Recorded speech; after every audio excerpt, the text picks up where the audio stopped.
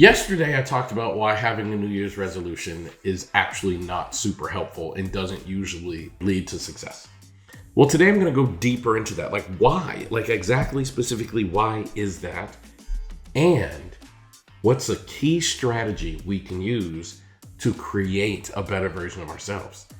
Because there actually is kind of like a secret ingredient, maybe, like magic ingredient, important ingredient, whatever the word I'm trying to find is. There's actually a thing that if you do this thing, you are significantly more likely to succeed and have success in achieving your desired outcome. Like, this one thing really is that big of a deal as it relates to self-improvement.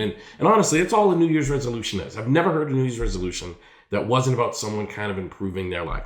That I think is important because it gets to the nature of humanness. Like, we all want to be a better version of ourselves. How do you do that? I'm going to show you today. So welcome back to the aha moments, where every day I share the lessons I've learned in my work as a psychotherapist and in my life to inspire you to live your very best life. Of course, I'm your host, Elliott Connie. So let's talk about it a little bit further, right? Like, yesterday I said something, New Year's resolutions don't lead to change, and they don't. Imagine if you said to your spouse on December 3rd, you're not doing things around the house like you should be.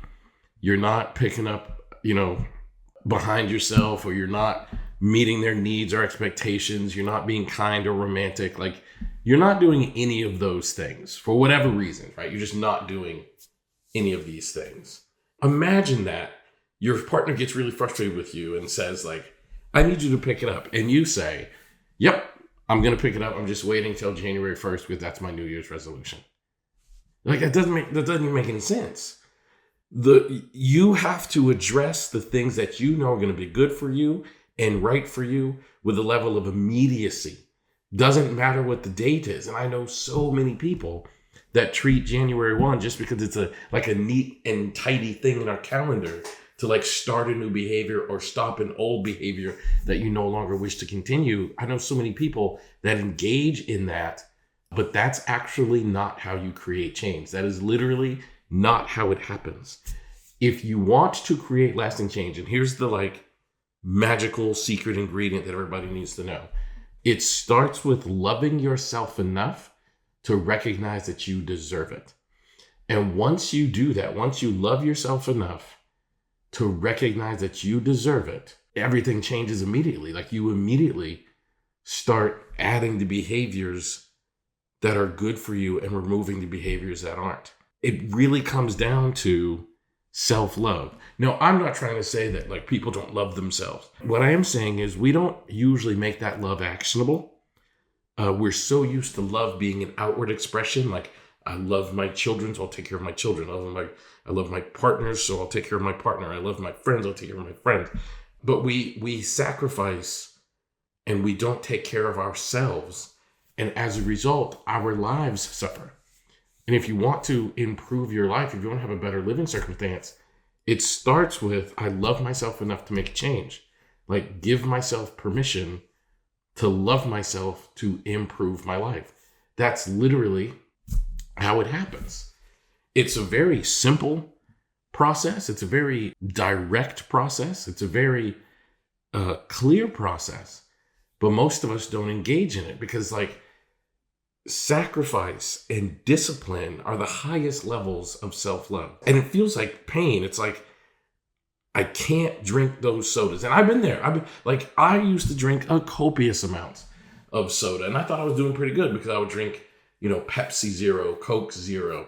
And then when I would attempt to stop, you focus on what you're not getting, right? You focus on I can't have soda. I can't have the juices or whatever. But the truth is, discipline isn't just removing what you like. It's removing something that isn't good for you in the short term for something that is good for you in the long term. And this has been a wildly impactful change in my life. And I want it to be a change in yours. Like, whatever it is you're trying to change. Maybe you're like me and you want to address your health. Or maybe you're like other people and you want to address your mental health. You want to improve your relationships. You want to go after that job or chase that dream. Make sure you treat it as an act of self-love that's going to allow you to be disciplined. It's going to allow you to sacrifice, and it's going to completely change everything about the way you pursue these goals. So as you go into the new year this week, I want you to think about, how do I apply this in my life? Thanks for being here.